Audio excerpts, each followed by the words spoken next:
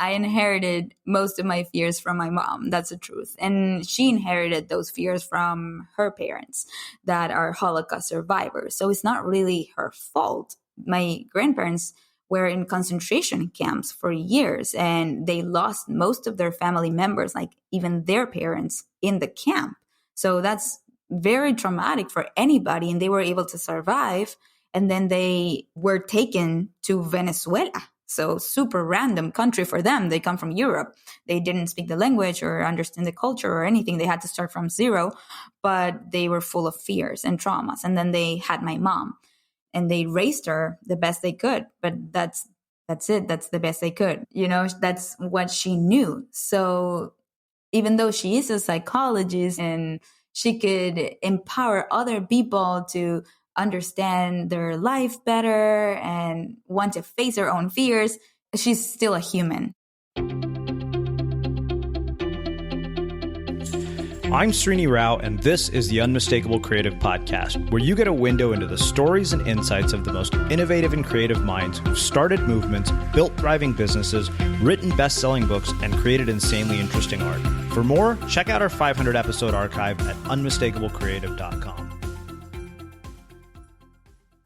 There's more to explore at homedepot.com. From furniture to home decor to bedding, shop online and save 10% with the code UNMISTAKABLE10. Plus, get free delivery on select items $45 or more. Visit homedepot.com for more info.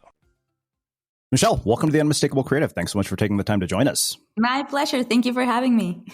Yeah, it is my pleasure to have you here. So I was introduced to you by way of Patrick McGinnis, who told me about the work that you're doing around fear, which I think I have found is a huge issue, particularly for many creatives. But before we get into all of that, I want to start by asking you, where in the world did you grow up, and what impact did where you grew up end up having on the choices that you've made with your life and your career? Wow. Deep question right off the bat. I like it. So I grew up in Caracas, Venezuela, in Latin America. For the first 19 years of my life, I lived there, and it had a huge impact on who I am today. Venezuela is like the rest of Latin America, very warm country, very human, very, we're people. No, that doesn't sound good. But it's like, we like reggaeton, we like going to the beach. It's like really, really, tropical kind of environment that I was raised in. But at the same time, it's a dangerous country. It was dangerous when I was growing up, nothing compared to what it is today, which is like, I think that if you Google most dangerous country, last time I did it was maybe a few months ago, and it was Venezuela or city, and it would say Caracas. So it is really dangerous right now, but it was dangerous when I was growing up. And as a fearful person myself, that was not helpful because I lived in a bubble most of my life, surrounded by adults. I never walked to my school, and I lived only like 10 minutes away, walking distance. I never went to a mall by myself with my friends. Like when I was a teenager, there always has to be an adult nearby. We always had to close our windows. And it was like, for some people, maybe it didn't affect them that much. But for me, I grew up being very fearful, and that was making it worse. And for example, I remember when I was little, I couldn't go to sleep because I wanted to make sure that nobody would break into my house, because I knew that was a thing that could happen. And so I would stay awake for hours just looking at the hallway from my bedroom, making sure nobody breaks into the house. And nobody did. And eventually I ended up closing my door so I could fall asleep. But yeah, that was my experience growing up. And then at 19, I moved to the United States, and it was really hard to understand that I'm safe here, that I can walk to places, that I can be by myself at night. And mostly when I moved to New York, looks like a dangerous city, but it's actually a very safe city. It took me years to understand that and feel actually safe going on the subway by myself, mostly at night. And just living my life like a normal person, not thinking that something bad will happen, like someone will rob me or kidnap me or something. And yeah, so I hope that answers your question. Yeah, no, but it raises many more, as you would imagine. So, obviously, I think we see Venezuela on TV, and like you just said, you Google Venezuela, and now it comes up as the most dangerous country on earth. I had a friend who was from Venezuela when I was studying abroad in Brazil in 2008, and I think that when you, as somebody who grew up there, see kind of the way it's deteriorated, like how does that impact you when you think about the place that you're from? And also, I know that, like freedom of speech is not something that, you can take for granted in a place like that. And yet you're a creative person who's wrote a book. And I know part of this is about self-expression. What impact does, being a part of a culture like that end up having on people's self-expression? So it's really weird to miss a place that no longer exists. Because even though Venezuela is still there, it is not the Venezuela that I grew up in. It's very different. It changed so much. I left in 2007 when things were getting really bad. They were already started to kidnap a lot of people, which was not the case when I was growing up. It was like a rare thing, but then it became something very common. Like my friends got kidnapped, and friends of friends and family members, and everybody started leaving. So I was one of the first ones to leave from my friends. And then eventually they all left, to the point that I don't have anybody left in Venezuela right now. I don't have family members or friends. So if I would go back, I would not even have a place to stay. I would have to stay at a hotel. So it's so weird. It's like, I want to go back. I miss it so much. I haven't been back since 2014. I went back for only a day for a wedding, and that's it. So of course I miss it. And also my husband is from there. We met there. We spent our first year of our relationship there, and then we left together. And so we both miss it. We both talk about it. And actually, a few days ago, we were doing a meditation practice, with a journal exercise. And one of the exercises was to write a letter to your country. And it was like tears. It was so sad. And it's hard because you no longer feel you belong anywhere. Like if I go back, I know I don't belong there. It's, I've grown so much. It's been too many years since I left. And so I'm not the same one that I was when I was there. And then I also I live in the United States, but at the same time, I don't relate to a lot of the things in terms of culture, right? In terms of with what's happening with politics, I don't feel like I can't vote here anyway. So it's weird. And my parents moved to Panama, which is close to Venezuela. It's similar. A lot of Venezuelans move there. So when I go, I feel like I'm at home, but it's not my home. And it's a different accent and different culture. So it is weird. And I just had to figure out who I am on my own, not as part of a country or a city, but when I am by myself, like, who am I? And I started exploring that and started uncovering who I was, mostly when I moved to New York City in 2014. And because New York is a place that allows you to be yourself, to really express yourself however you want. Nobody will judge you because everybody's so different. And that is the beauty of New York. So when you're there, you're in the subway or walking around, you see so many kinds of people. And that I love that. I love the difference and variety that you get on the street. And I wanted to be my own self when I was there. And so I think New York was a key part of my self-discovery journey. Yeah.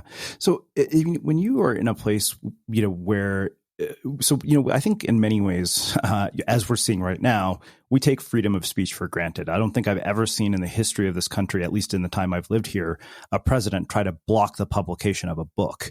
That to me was shocking. But my guess is in a place like Venezuela, freedom of speech isn't something that is nearly as accessible.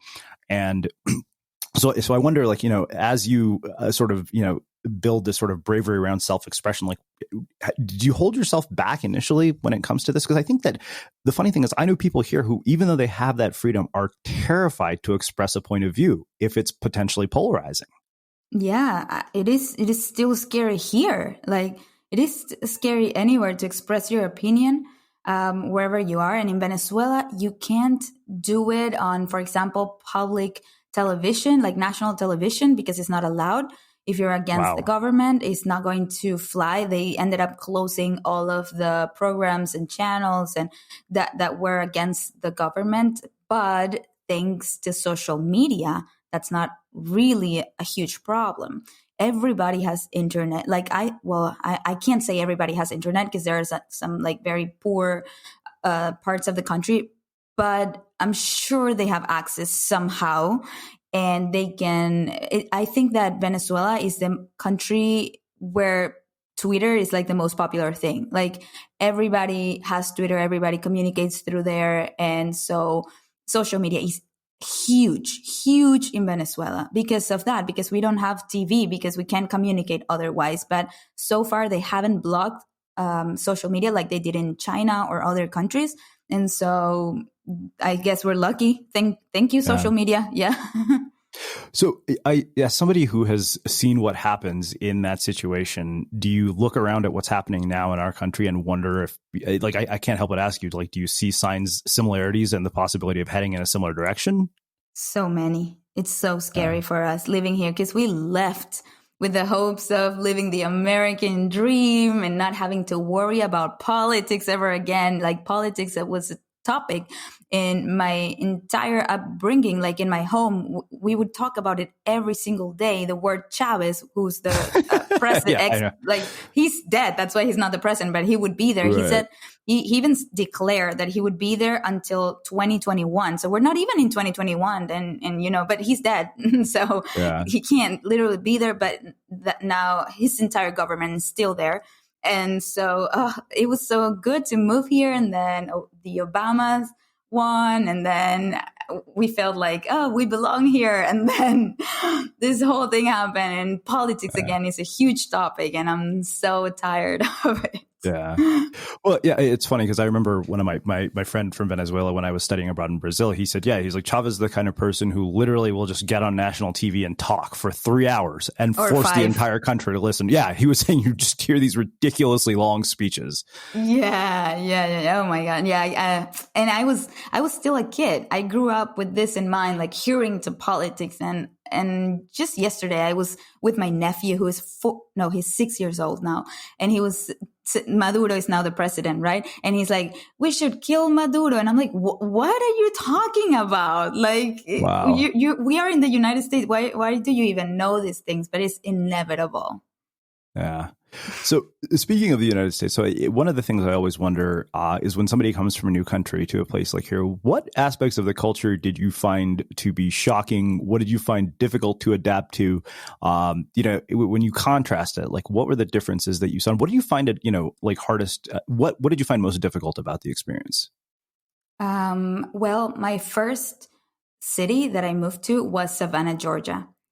And so, yeah, and it was very, very different from where I come from. And at first it's like, oh, Savannah, what a cute town, and you would only surround yourself with students because that's it. Like most of the town is just students and professors and that's it.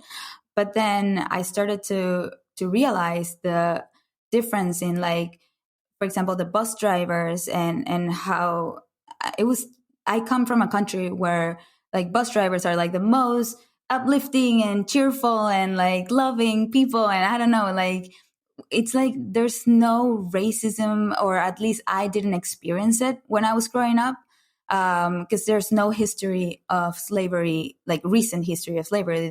The history of slavery in my country is like really, really old. Like when Christopher Columbus, discovered America and whatever. And so that's when it happened. Then it all went away. And then I moved here and I was like, what's wrong with like some of the bus drivers? They're like being mean to me or different. And I was like, I don't know. I don't understand what is happening. And then I started learning about racism, and it's not a topic I want to get into because I don't feel like right now. Yeah. And everything that has been happening with BLM has been teaching me so much. But I think that was my first reaction. Like, what is happening? And I started learning about the history of the country, and wow, it was like very awakening for me, and to see how recent everything was, and how it still marks such difference today. And I don't know, that was like the first shock. And then also I feel in Latin America, we're very like real and vulnerable. And if we feel something, we say it. And in the United States, people are more reserved, like everything's fine, or, like they're not that expressive or not that vulnerable about how they feel.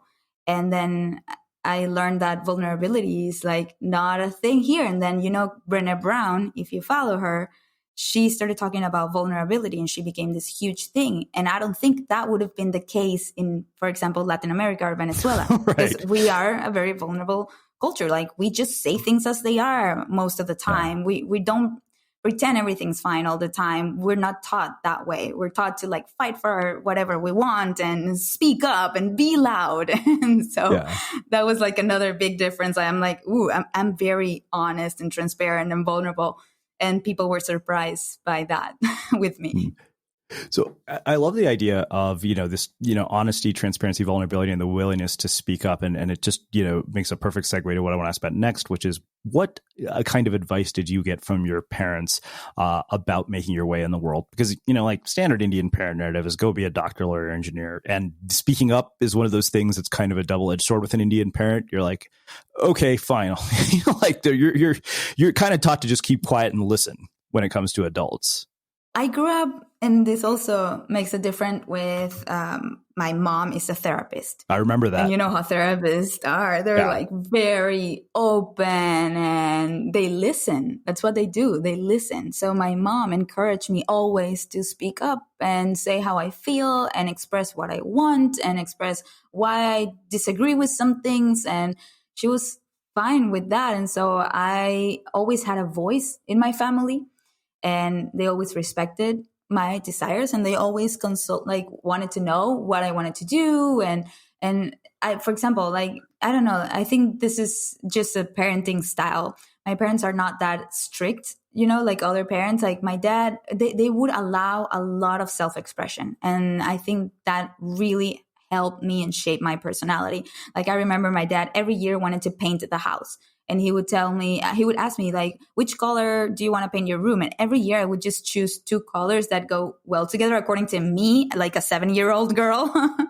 And they would never say, I don't know, Michelle, think about it. I don't think that's a good idea. He will always say like, sure. And he would take me to the painting store or whatever where he would buy the paint. And he would just say, choose whatever you want. And then I choose something and he literally buy it. And he never like questioned my choices. I could choose black, and he would be okay with that. He's like, then you're the one that has to live with that color for a whole year. We're not painting it back, Yeah. And so that was really good. And so I always chose what to do. Like summers, I was always a very artistic person. So I was like, summer, I want to go to like ceramics camp or like painting camp or whatever. And they would just support me in all of those decisions, which was really, really helpful. Wow. So I remember distinctly underlining the thing where you mentioned that your mom was a therapist. And it's funny because I've talked to people who have had parents who either were really heavily into personal development and, encouraged them to explore it, or like, same kind of like, therapists. What I wonder is, are there ever moments with your mom where you have to say, okay, stop being a therapist and just be my mom?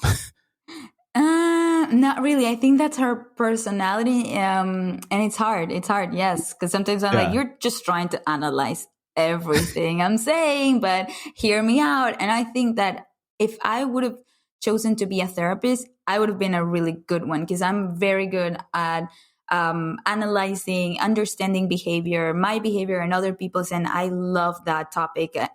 Psychology in school was my favorite subject.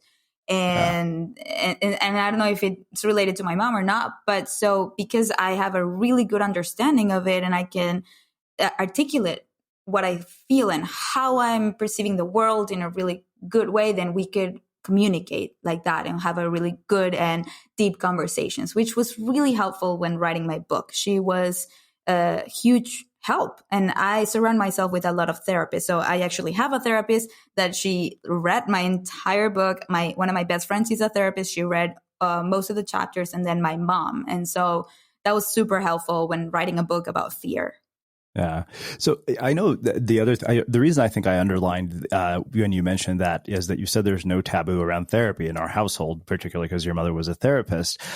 Because, in my culture, there's an incredible stigma around anything mental health related. I think we're finally getting past it. But in my parents' generation, it was just like, oh, therapy is for crazy people. And when I ended up in a therapist office at 36, I was like, why the hell did I wait so long to do this? I should have done this years ago. I know you haven't grown up with your mom is probably different, but in the culture in general in Latin America, is therapy stigmatized the way it is in other cultures, or is it accepted?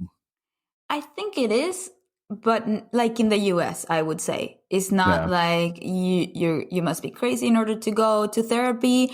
It's okay. A lot of people go, and that's fine. But there is a taboo. It's not like everybody brags about it. Like, yeah, my therapist, like right now, I just talk about it very freely, and I want more people to be able to feel like that. Yeah. But yeah, and for example, I know in some countries in Latin America, I think in Argentina, it's like super popular and everybody goes. I don't know, like I'm not from there, but that's what I hear. But I know that, for example, in Asian cultures, it's like out of the question. You don't share your problems with a stranger. Want better sleep? It's time to toss out your memory foam and upgrade to an Awara, the organic luxury hybrid mattress with Sri Lankan latex wrapped around coil springs to provide contour and a touch of bounce for supportive sleep throughout the night. The best part? A 365-night trial, no questions asked. If you don't like it, we'll take it back. You can't go wrong with free shipping, free returns, and a forever warranty. AWARAsleep.com and use code HEALTH for $350 off. Plus, we will plant 100 trees with your purchase. With the Home Depot, decorating your home is now easier than ever before. Start by heading to HomeDepot.com, where you can shop for everything for every room.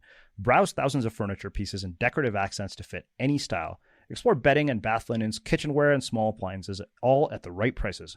Whether you're going for a brand new look or a seasonal refresh, or simply a few finishing touches, the Home Depot has all of the pieces you need. And the best part? Shop today and you'll get free and flexible delivery with easy returns. Plus, for a limited time, you can save even more on the styles you love when you use the code Unmistakable10 at checkout. Find exactly what you're looking for and more at homedepot.com/decor. Valid on select items online only. Free delivery on select items, $45 or more. Visit homedepot.com for more information. So COVID-19 has made all of our lives super complicated. It's changed so much from the way that we live to the way that we work. And there's so much information coming at us every day between news briefings and online articles. And if you have a family like mine full of doctors, even family Zoom chats. So figuring out what you're actually supposed to do in the workplace can be really overwhelming. Well, if you want to get safely back to work during COVID-19, there's an app for that. iAuditor by Safety Culture will help keep your coworkers and customers safe. It's a simple safety checklist and inspection app that anyone can learn within minutes. It allows you to do things like follow CDC guidelines, complete COVID-19 safety inspections, maintain an audit trail, and stay safe. There are hundreds of preloaded checklists available to download for free. iAuditor is the world's largest safety checklist app with more than 600 million checks completed per year. Visit safetyculture.com for your free checklist today. Again, visit safetyculture.com to download your free checklist today. Mm-hmm. Well, speaking of which, so I think it's fascinating to me that you grew up with a mother who's a therapist, and yet you're having to, confront this issue of fear, because I think that a lot of people hearing that, like, oh, a mom is a therapist, it means I could solve every problem I ever have by the time I get out of childhood, which I know is totally insane and unrealistic. But what in particular led you down this path of wanting to go so much deeper into fear and explore it? Like, what planted the seed for this? So this is not good publicity for my mom as a therapist. And she doesn't like this. She's like, Michelle, please be more careful. We don't want me to starve, not have any clients because of what you're sharing all over the internet. But the truth is that I inherited most of my fears from my mom. That's the truth. And she inherited those fears from her parents that are Holocaust survivors. So it's not really her fault. She was born in a house with a lot of trauma. My grandparents were in concentration camps for years, and they lost most of their family members, like even their parents, in the camp. So that's very traumatic for anybody, and they were able to survive. And then they were taken to Venezuela.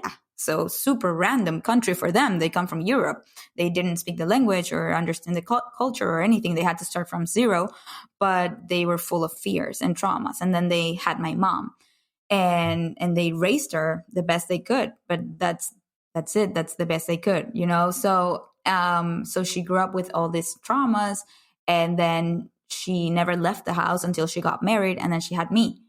And then, you know, that's what she knew. So even though she is a psychologist and she could empower other people to understand their life better and want to face her own fears, she's still a human. So she has all of these traumas of her own, and it's inevitable. Every therapist is a human at the end of the day, and they have to deal with their own stuff.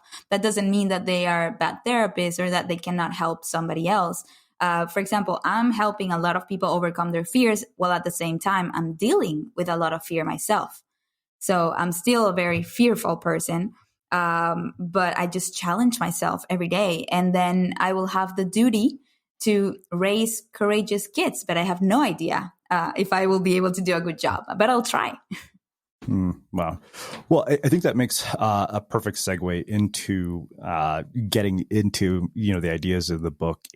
So, you know, I know that basically this all started with, you know, 100-day project. So take us there. I mean, talk to me about what made you say, okay, this is the project that I want to do. I mean, I think we have some context in terms of the background, but, you know, how did you even begin to tackle this? Wow. So it was in 2015. I moved to New York only a few months before, like prior to starting the project. And I was studying branding at the School of Visual Arts. I was doing a master's, and it was in a class of self-branding that we had to do a 100-day project of our choice. So we had to choose one thing we were going to do repeatedly for 100 days in a row. And it could be anything as long as it's something that helps you grow or improve in some way. And so I thought at first that I was going to do something related to branding, maybe brand 100, I don't know, one company in 100 ways, right? Or go to 100 restaurants and analyze their brand and their food and whatever. But then what I realized is that the one thing that was keeping me from actually achieving my dreams and fulfilling my potential and enjoying New York to the fullest was my fears. Like not even the fear, but the unwillingness to go after my fears and always stay in my comfort zone. And so that's when I decided that it was time for me at 26 years old to start facing one fear a day for the first time in my life. So I literally went from saying no thanks to everything that made me uncomfortable to saying, let me try.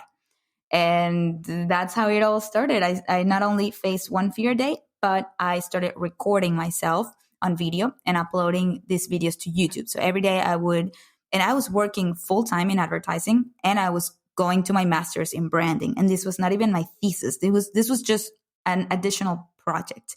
So it was a lot to take on, but I knew that this had the potential to change my entire life and even my career, because my idea was to graduate from the program, quit my job in advertising, and find an amazing job in New York outside of advertising, because I realized I don't like advertising. I wanted to find something either in branding or go work for a company that I love, like Instagram or Google.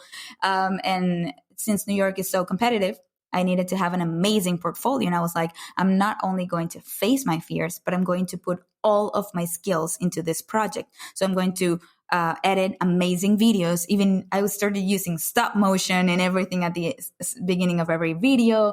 I did a blog. I created an emoji meter so I could measure the level of fear that I had before, during, and after each of the experiences.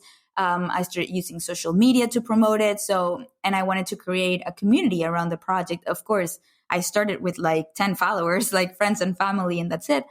But eventually the project went viral around like fear number 40 or so. And I then really quickly went from like a couple dozen followers to thousands of followers. And that's when I realized the power that you can have when you face your fears, and how fear or how courage is so contagious. Yeah. So One of the things you say at the beginning of the book is that fear is universal and also extremely personal. We each have our own comfort zones. We know exactly where they start and where they end, and they're unique to each individual, like your personality and your body is. So where was the edge of your comfort zone when you started this, and what is it now as a result of this project? So at the beginning, my comfort zone ended, ended whenever I experience a little bit of fear. Like, I want to go in this direction. I have a little bit of fear. Then I'm switching gears. I'm not going in that direction. Like, that's simple. I'm not willing to experience fear. And there's the term for this is phobophobia, which is fear of being afraid. I wanted to avoid feeling the feeling of fear. And so that was the end of my comfort zone. And now that is the beginning of my comfort zone.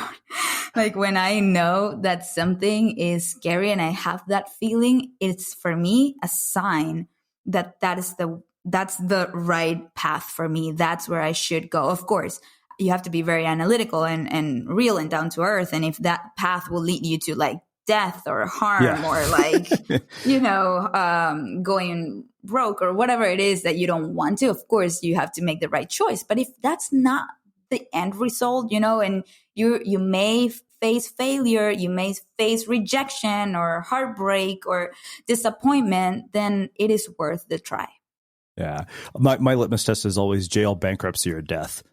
If any of those three things are possible, maybe not worth going down this road. But yeah, it's, I think it's fascinating. So what I wonder is, people in a lot, listening to this, many of them will hear you say that and they're like, wow, that sounds inspiring. That sounds amazing. And then life will go on as usual. So, if somebody is feeling that, what do you say to them? As somebody, who has done this, 100 days in a row, and it seems like, now you've gotten to the point where you actually let that be your guide. I think the average person, that is precisely what inhibits them. Because, we just, recently did a launch about making ideas happen, for our membership community. The most popular email out of all of them, the one that I got the response the most to, was finding the courage to pursue your ideas. And it was amazing how that inhibits so many people. Wow. And to me, it's so frustrating to see someone with potential, with skills, everything that it takes, and then they still don't pursue their passion and their dreams because of fear of failure, because of fear of getting rejected, of fear of like imposter syndrome, also realizing they're not as good as they thought. Whatever it is, that fear, it is just a lie we're telling ourselves, and it's preventing us from at least trying these things. And for example, when I see someone close to me that is going through this and I know they have all the potential they need, I try to be there so much for that person. And every post that I write, I have that person in mind because I want that person to read it and get inspired. And I can say that I've inspired so many of my friends and close family members to dare to do things they never thought that it could actually become a reality. And they're experiencing right now that. And you have to see the messages that I receive from them, like crying voice messages saying, thank you. And saying, I'm fulfilling my purpose because you fulfilled yours of inspiring me. And that, it's amazing to inspire hundreds and thousands of people. But if you can inspire someone close to you, nothing compares to that. Yeah. So the thing that's interesting, you also make this distinction between, being fearless or brave. And you say that a person isn't either fearless or fearful. Fear is one of the things that makes us human.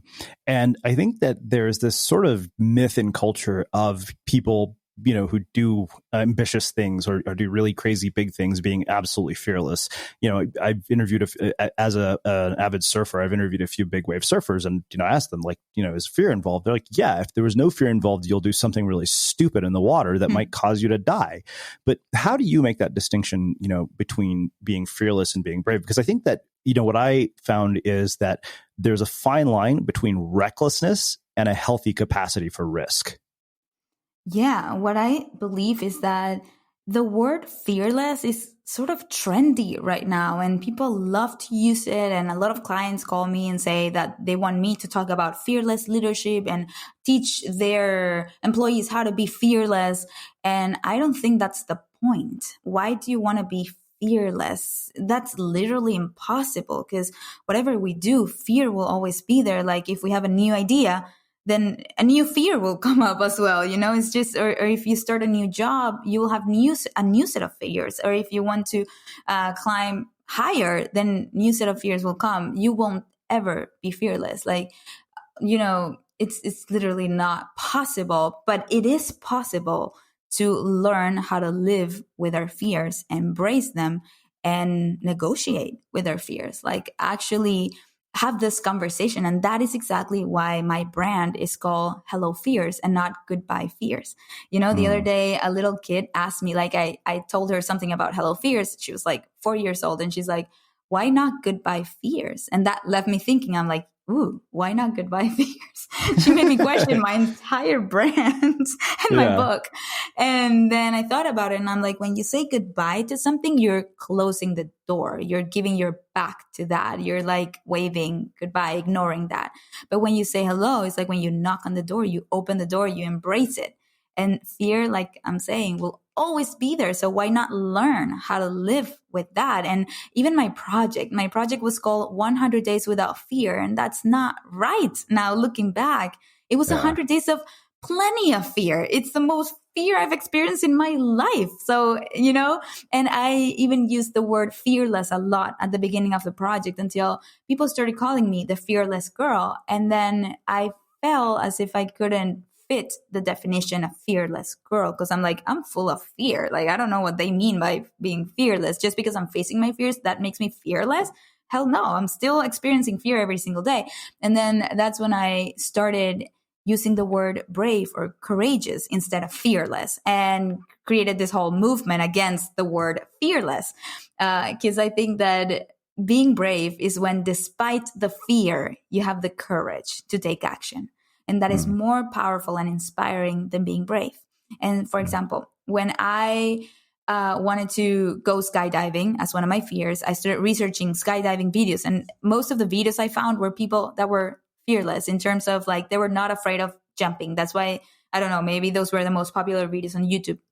And so I couldn't relate to them, because they were so excited. They're like, yeah, and they went and they ran and they jumped from the plane. And I'm like, I can't relate to that. I can't even feel inspired by that. So that's why I wanted to show my process and document all of my fears on video, so people could see me scared and facing my fears at the same time. And that is exactly what inspired so many people to go after their own fears. Yeah. So this is just out of morbid curiosity. What was the scariest one of all to you? That's such a hard question for me to answer every time, because it depends on so many things. And I think the most important thing is the expectations. So if you expect something to be easy, and when you get there, it's really scary, then something that you thought was, sort of inside of your comfort zone, not that bad, becomes the hardest fear to face. And then when there's a fear that is in your mind is crazy scary, and you do it and it's not that bad, you're like, So it's hard to measure, the project in that way. And if you ask me, for example, which one was the scariest before facing it, or during or after, the answer will completely change. So to give you an example, before facing it, I think holding a tarantula was the scariest one. That was not even part of my list. I was like, I'm not holding a tarantula for this project. I'm ignoring that I have that fear like everybody else, of course. And I don't need to, do it. I'll just face another 100 fears. And then one day I visited my brother in Savannah, because he was there studying. And he was his graduation, and I went, and he's like, oh, my roommate has a tarantula. You should hold it. And I was in the middle of the project. And I was like, how can I say no to this? Like, literally, God put this tarantula here so I can face my fear. And I thought my heart was going to jump off my chest. It was like horrible. I thought I was going to die. It was going to be the worst experience of my life. And then I held the tarantula, and it was so nice. It was so delicate, elegant, as she was like crawling up my arm. I was not uncomfortable at all. I was like, That's it? This is not, I even considered getting a tarantula. I'm like, that would be cool. The fear girl has a tarantula as a pet. I think that goes with the brand now. But then other fears that I thought were going to be easier, like, for example, doing trapeze. I was like, that sounds fun. Trapeze. Of course, I've never done it outside of my comfort zone, but let me try it. And then when I went there, I was in shock. I was panicked. I was like, this is not it. And I did skydiving the day before. And I was like, this is worse than skydiving. This is so hard. And yeah, it's all a matter of expectations. Wow.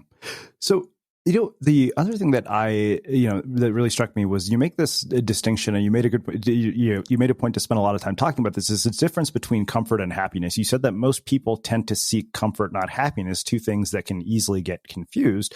For some, comfort is happiness. The more comfortable they are, the less challenged they feel, and the happier they believe they are. And, it's funny because I think that it's such a fitting quote given that we're in the midst of a crisis. Like, I've realized the biggest changes I've ever made in my life always come in periods of immense discomfort. Like graduating into a recession after finishing business school is the only reason Unmistakable Creative exists today. Like, had that not happened, I think I would have stayed in a situation of comfort. So two things come from that. One, how do people recognize that they're confusing the two? And, if people don't have something that is, putting them in a position of discomfort, what can they do to catalyze that change? Yeah. So in my case, I was checking society's boxes like I was expected to. I went to college, graduated with a really good GPA, 2 majors, major, minor. I found a really good job in advertising at one of the best agencies in Miami, and a really good position, good salary, everything. And then I got married to an amazing man. So I was doing everything I was expected to, and I was checking these boxes. And then I'm like, what is next? To have children and then grandchildren and then die? Like, that's it? So I started having panic attacks literally about that, because I was like, I don't get it. What's next in my life? Like, I'm only 23. By 23 years old, I was already married, good job, everything I had to accomplish by that time, I did it. And then I was like lost. I'm like, I still have hopefully at least, 60 or 50 more years of life. What I'm going to do? And I'm like, is this happiness? Like, I mean, I'm comfortable, but am I happy? That's the question I started asking myself. And I looked around, and my friends, they all seemed okay living that kind of life. They all started buying houses. They started getting pregnant. And I'm like, I don't know. I started questioning a lot. And I'm like, I don't know if this is real happiness. And that's when I started going to therapy. And in therapy, I realized that I needed more challenges in my life, and that I was not happy with so much comfort around me. I felt like I was way too young to be experiencing that kind of comfort. Like, I already had a 2-bedroom, 2-bathroom, nice apartment in a really nice building in a nice area. And I'm like, what's there to look forward to if I already have all the things I want or need right now? And so that is when I made the decision to move to New York. And I was like, I need discomfort in my life. I need to hustle. Because also I was very ambitious, and I'm still very ambitious, and I was not fulfilling that ambition because I was too comfortable. And I remember one of the triggers was going to the movie theater to watch the movie Jobs, the one with Ashton Kutcher, that he's like Steve Jobs. Yeah. And I was like, he made a huge dent in the world. He changed the world. And what am I doing? Right. So I started questioning that, and I was like, this is not the life that I want for myself. I want the discomfort right now, and I want to achieve bigger things. And that's when I moved to New York.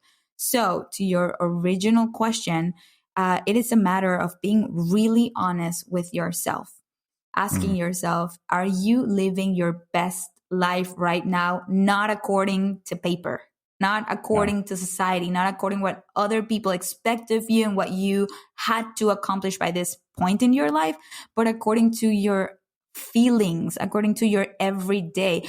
And a good way to look at this is, are you always looking forward to the weekend? Because if your life is all about looking forward to the weekend or to vacation time, then you're definitely not living your best life. Because I believe that my best life is when I enjoy my day to day. And I was not enjoying my day to day. I was going to a job that didn't make me happy. And I wanted that job because I wanted to make my family happy and my professors at school super proud of my, I wanted to make them proud and say, this girl graduated from this school and now is going to this working at this amazing agency.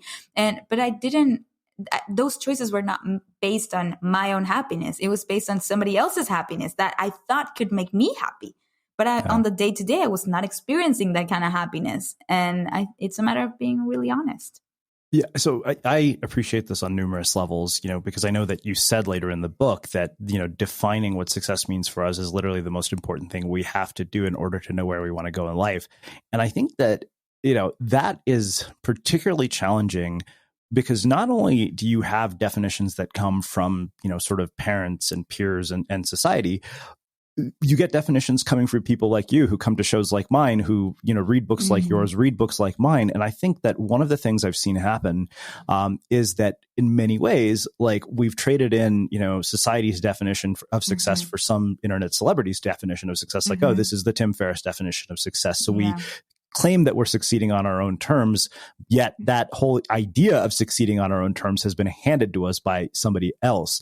And I wonder how in that situation you can have the coexistence of both fulfillment and ambition, because I think that often we're ambitious to the point where we're perpetually unfulfilled. I know this from my own experience, and even Ryan Holiday, when he was here, he said, like people think that there's this sort of next level of significance, like where you get to sort of, hey, I'm no longer a senator, I'm the president. I'm no longer just an author who got published. I'm a New York Times bestselling author.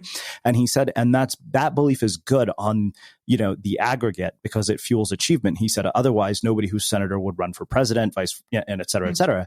But he said on the aggregate level, it's a lie.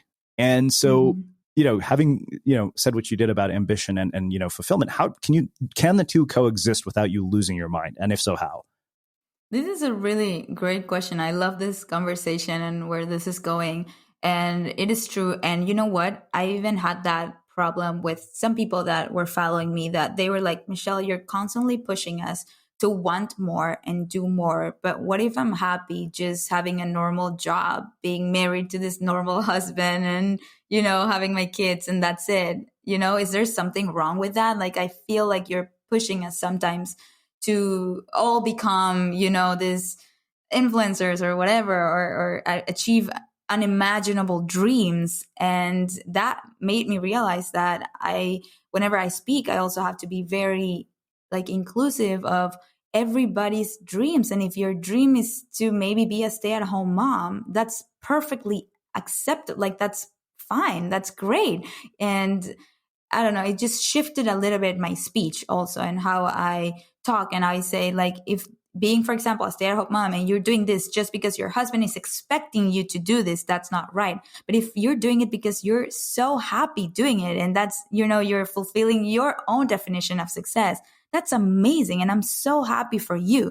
So it is not a matter of what I say is success or my own definition, but a matter of discovering your own and having the courage to pursue that, even if that definition is being a stay-at-home mom or just having a very normal, job, but then, enjoying your life on the day-to-day with your family, and that's perfectly fine. So I think that's a great question. Oh, and I wanted to go somewhere else with this and I forgot. Do you have... Yeah. So no, we're talking sort of about the sort of next level achievement, right? Because I think there's that too, right? We sort of, in a lot of ways, sometimes I think that, and I've said I'm probably guilty of it too, that part of what this sort of culture of, self-help and internet celebrities has done is to plant seeds of dissatisfaction where there weren't any before. Yeah. Wow. I feel like I have too much to say and I don't know where to start. Say whatever comes to your mind. Wait, I'm thinking. I don't know what I wanted to say something I forgot. What was it? About the definition of success and okay. So also I think a really important thing is that we need to understand what are the main things that we value. So when we aspire for more, we don't lose those things in the way. And I don't know if that was clear, but I'll give you an example. Me and my husband, we work together and we value freedom a lot. Both of us. It's one of our values as individuals and as a couple. So in one way, we wanted to grow and crush it and, become this next big thing. But on the other hand, what we realize is that by doing that, we will be losing our freedom, because then we will have a huge team of people. And then we may even have to find to have a headquarters and offices and, employees and all of that. And then grow to the point that you have so many people to manage and so many things that you that you have to take care of, that at the end of the day, you're not free. You're not the owner of your own time. And so when we had this realization, we understood that, yes, we want to grow, but to a certain point. We don't want to build an empire. We just want to continue speaking and, having a good life, but we don't need that. For example, a point of comparison to us is the Hollis, like Rachel and Dave Hollis. She's also a speaker. She then wrote a book. She became a bestseller. And after that, in 2 years, they started building a huge empire. They hire 50 people. They moved from California to Texas. They have offices. They started doing their own events. And it's, for us on the outside, it's yeah, that looks amazing. But at the same time, we understand that they're not completely owners of their own time. They have so much going on, and that is not the kind of life that we want. So it's a balance of, yes, we want more. And definitely I want my book to do very well and hit the New York Times bestseller list. But at the same time, I want to have control of my life, and not just because I achieve these things, change my entire life around it. Another example that I have as a reference in my life is Brene Brown. That even though she is an amazing now celebrity in the self-help world, and her books are doing so good, at the same time she has a lot of boundaries, and she looks like she's home a lot with her family, and she's I think she still teaches for university, and I respect that a lot, and I know that because we're represented by the same agent. So, and I love that about her. Even though, she achieved so much success, she still wants to keep her life, be the owner of her own time. Yeah, it's funny you talk about that, because I think people often don't see that, by the way, when you have this big thing that you think you want, there's a downside to all of it. And anything you get. I remember one of my old mentors who we had as a guest on the show here said, okay, you want a TV show? He's like, great. He's like, guess what? He's like, now you can't go out in public anymore or go to a restaurant without people bothering you. He said, for every single thing, there's sort of a counter intention that comes with it that you never think about.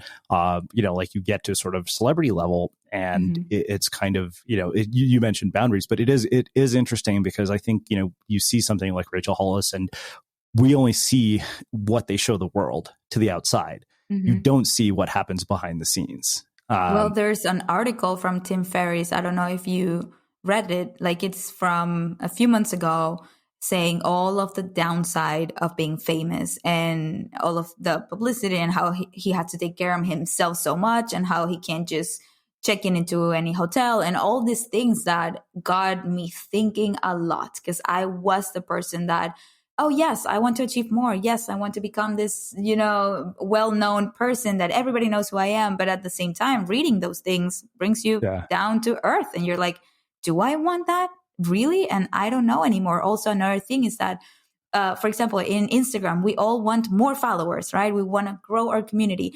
But I am at one point right now, I have 90,000 followers, where I get to engage with my followers. I know them. I know their stories. I answer all of the DMs that I get. And yes, it is a little bit overwhelming, but I enjoy it so much that it's part of my definition of success, to have the time to interact personally with my followers. I know their handles, their little picture, and I love that interaction. And then when you look at, for example, Rachel Hollis, 2.8 million followers, and I read in the comments, some people say to her, I remember when you used to answer my DMs. And just reading that made me realize that I don't know if I want to grow that much, because I want to continue this relationship with my followers. So it's funny because it makes me think of something, one of my mentors said. So we raised an investor round sometime last year from, Radio Public's venture fund, who was investing in podcasts. And, I was talking to him earlier this year. I said, what do you think about, a Series A? And he asked me, he said, do you want to build like a massive team that requires you to be at an office every day? He said, because once you do that, there's no going back. He said, your investors in a Series A are not going to just be like, oh, let's make this thing profitable. They're going to basically look for, we don't want profit. We want a 500x return. And he said, and that fundamentally will alter everything. And, the more and I was like, wow, okay.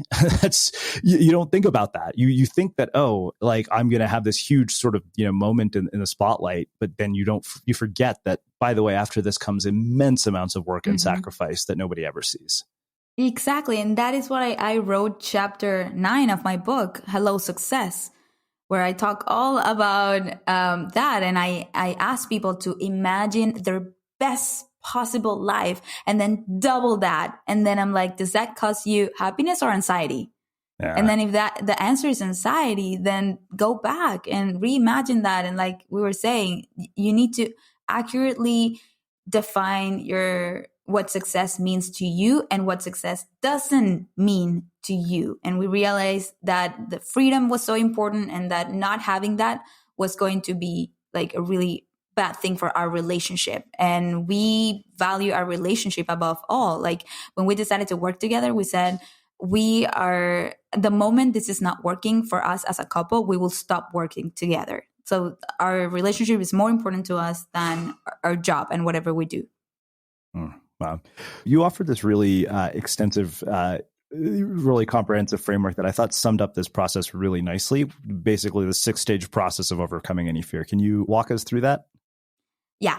So this process is something that I discovered along the way as I was facing my own fears. And what I realized is that it doesn't matter how many fears you face, you will always go through the same process, like it or not. I faced 100 and by the end, I was still going through the same 6 stages. And so the first one is the discovery stage. And this is when you realize that you are afraid of something that you maybe never considered before. Right? Like, for example, when that you're afraid of this and this thing for your entire life. But there are some things that are outside of your comfort zone that you never consider. Like, for example, when if someone texts you right now and tells you, hey, man, I think that it would be great if next year we go together in the summer to Africa to volunteer, and build some houses, something like that. Right? And you're like, whoa, let me think about it. If your reaction would be like, yeah, let's do it immediately, then that's not a fear. Then we're not in the process, right? It's like when someone asks you, hey, do you want to go for coffee tomorrow? And you're like, sure, let's go for coffee. You don't even have to think about it, right? That's inside of your comfort zone and you react like that. But if your reaction is like, ooh, okay, let me think about it, I'll get back to you, then that means that whatever this person suggested is outside of your comfort zone. And you just realize that, I'm not sure if I want to go in that route. And then after that stage, the discovery stage, we go into the denial stage. And that's the part when we kind of make up excuses why we shouldn't do that thing, why it's not a good idea. And we say things like, maybe that's not for me, or this is not the right timing. And it's just excuses, right? It's our fear talking, saying, don't do it. You will regret it. All these things. And so most of the people just stay in that stage, in the denial stage, and they continue with their life. They go answer an email, forget about that and say, sorry, man, I don't think it's a good idea. And that's it. Some people decide to come back to the idea and they're like, but what if that experience shaped my entire life? Or what if that experience gets me to closer to where I want to be, and they start considering the idea, and that gets them into the determination stage. And then that's when they are determined that, maybe they do want to face that fear, take that risk. And so they make all the arrangements necessary. They make all the plans they need to do in order to go face that fear, take action. And then before going into the action stage, which is what you would assume comes next, there's a stage in the middle that is really hard to avoid. And I called it the WTF am I doing stage. And that's when you start questioning your decision to face that fear and you start freaking out. And you're like, maybe that was a really bad idea. I should say no to this, and it's that moment when you're literally about to give the step. For example, let's say you want to ask your partner for a divorce. You're about to say it, and in that moment, you start to regret it. You start thinking of all the worst possible case scenarios, and you're like, that was a terrible idea. I shouldn't say that. Or you're about to go into your boss's office to ask for a raise, and you're like, maybe not. That was a terrible idea. And then you start canceling your appointment. Never mind. I figured it out. So the majority of the people just stay there. They freak out, they regret it, and then they step away. But then only the brave ones are those who decide to move past that stage and go and take action. And then that lands them into the action stage. That's when you literally like pray to God and do it. It most of the time lasts only a few seconds, the action stage, or it depends on the fear, of course, but it's like the first few seconds that are like the worst one. And then you just continue with that. And then at the end, you arrive into the celebratory stage. And the celebratory stage is when you experience what feeling proud of yourself feels like.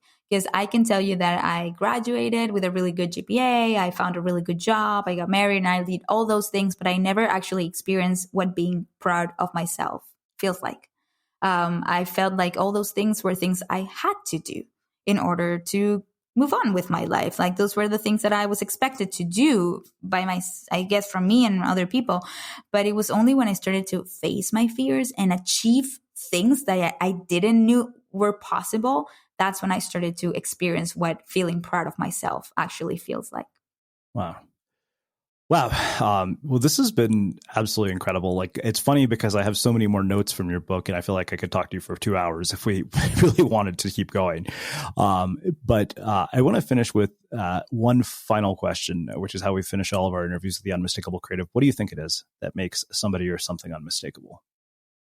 I think is how much they believe in themselves, like the confidence they have in themselves, in their potential, in their dreams. I think that's what makes them unmistakable. I have this quote in my book, really big. It's one of my favorite pages. And then I turned that into a sticker that I have everywhere, that it says, when you believe in yourself so much, you make others believe in you as well. And I think that is a huge superpower. Confidence. When you believe that you can actually achieve something and you see it before it is a reality, that's when other people will also support you in this process and want to be there for you and want to see you succeed. And the typical quote that says, fake it until you make it. I turned that around into believe it until you become it. And that's what I think I've done with my new career of becoming a motivational speaker, writing a book, leading a community. Those were things that I envisioned a long time ago. And I believe they were a possibility. And there are still so many things that I have in my head that I want to accomplish and that I'm not there yet, but I don't have any doubt in my body that I can become that. Amazing. Well, I can see now why Patrick referred you to us. I can't thank you enough for taking the time to join us and share your story and your insights with our listeners. Where can people find out more about you, your book, your work, and everything else that you're up to? Definitely go to Hello Fears on Instagram. I'm Hello Fears everywhere. If you want to watch the 100-day videos, watch me embarrass myself over 100 times, and that's fun. You can go to YouTube, Hello Fears, but I'm always on Instagram. I'm, like I was saying before, very active, always engaging with my followers and trying to be there for everybody that are people that are uncomfortable with so much comfort around them. Like, I'm there to push you to get out of your comfort zone and actually become the person you want to be. And if you want to get the book, you can, of course, go to Amazon or my website, hellofearsbook.com. You'll be able to have so many resources there and reviews, and it's a fun page to visit. So you're welcome to go there. And if you speak Spanish, I have a podcast too. It's called Desde el Avión, from the plane. And it's cool because I only record conversations with my husband from the plane, like when we travel. Amazing. And for everybody listening, we will wrap the show with that. Thank you for listening to this episode of the Unmistakable Creative Podcast. While you were listening, were there any moments you found fascinating, inspiring, instructive, maybe even heartwarming? Can you think of anyone, a friend or a family member who would appreciate this moment? If so, take a second and share today's episode with that one person, because good ideas and messages are meant to be shared. Today, more than ever, it's essential that we do all the right things to keep our bodies healthy. Inside Tracker is the ultra-personalized nutrition platform that analyzes your blood, DNA, and lifestyle to help you optimize your body from the inside out. Transform your body's data into meaningful insights and a customized action plan of the science-backed recommendations you need to reach your goals. Are you ready to take control of your health and wellness journey? Unlock the power of your potential with Inside Tracker. Get 25% off today at insidetracker.com/listen.